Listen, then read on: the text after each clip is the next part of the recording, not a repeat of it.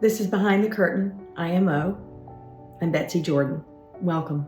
I have some things I want to talk to you about, and they're going to be graphic, some of them. And I have struggled with myself about whether or not I wanted to get into this at this level, this granular level, but I think I must. I've been involved in a couple of situations in my lifetime and recently where I had to make the same sort of decision. Do I want to get involved in this at the granular level? What are the long-term consequences of getting involved at this granular level? What do I need to make sure never happens again? And how do I do that in the short term to make sure that my long-term goals are handled? Now that sounds like I'm running around being a general in my life, and that would be accurate. But I want to talk to you again about this Israel, Palestine, and Gaza. But I want to preface it with this. I think President Biden has done a wonderful job.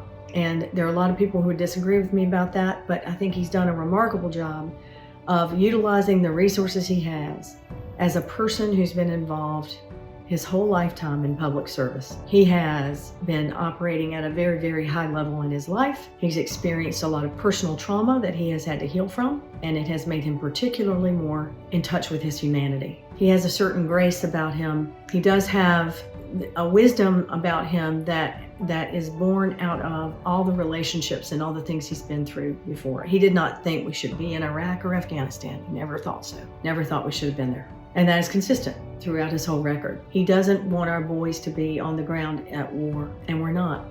Nowhere are we at war right now. Not us, as the United States, at war with anyone. We have been relying on NATO allies, and we have encouraged them to step up to the plate, and that has helped us worldwide to avoid sending our boys to war. I should say boys and girls to war. I'm telling my age, aren't I? But what we have here is an international crisis. And personally, I'm going to speak out about this, though these are not the views of Kamala Harris and Tim Walz. I don't know what their views are, particularly about the things I'm getting ready to bring up. This one's going to be a little long, but hang in here with me. Okay, my daughter and I have been talking around certain issues. She says, and I agree, that killing people is just wrong. Okay, that's easy to say. I mean, what are you going to say? Killing people is right? No. Yes, and then I find myself trying to rationalize it all, trying to find a way to be right instead of coming from a place of empathy. Believe it or not, I wasn't raised to speak my mind. I wasn't, but that's funny because it didn't matter how I was raised. But while I think I've encouraged speaking her mind to my daughter, as a mom, I also think I've compromised myself in order to obtain a certain result. I mean, maybe Hamas won't hold a ceasefire. So what? We absolutely have to try again. Though we've appropriated funds and the military complex may want to try out new toys, let's not. How about let's not? I mean, the only leverage we seem to have is our money because our opinions have gotten us nowhere. Now, I'm reading this from a post I posted months ago, so understand that some of this is going to lead me to a letter I want to read to you later in this particular video. It's not enough for Biden to say, and I've heard him in person say, I don't agree with how BB is handling this. You'll see this on an earlier video. I've got footage of him saying exactly that. He also says it's awful that they're killing women and children, yet we have to defend our allies who have witnessed beheadings and seen mothers and their children set on fire. It is not an easy decision. It doesn't sit well with anyone. How about we stop the money, right?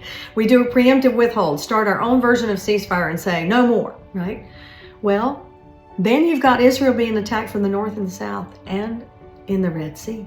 So I know why. The bloodshed is ridiculously awful. We get our hostages back. We double humanitarian aid that we can get directly to people. Now, when we tried to get aid directly to people before, the Israelis shot us down. And our guns are being used. Again, this is what I was saying, we don't give them another dime until we take weapons off the table. This gives Israel some time to shore up defenses in the north.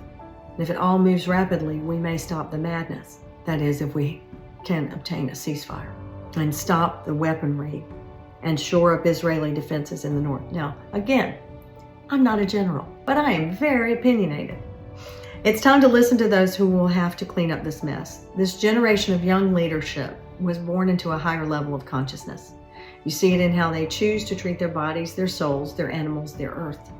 It's true in the United States, it's true in Israel, it's true in Gaza. We need to pay attention and think outside of our usual paradigm.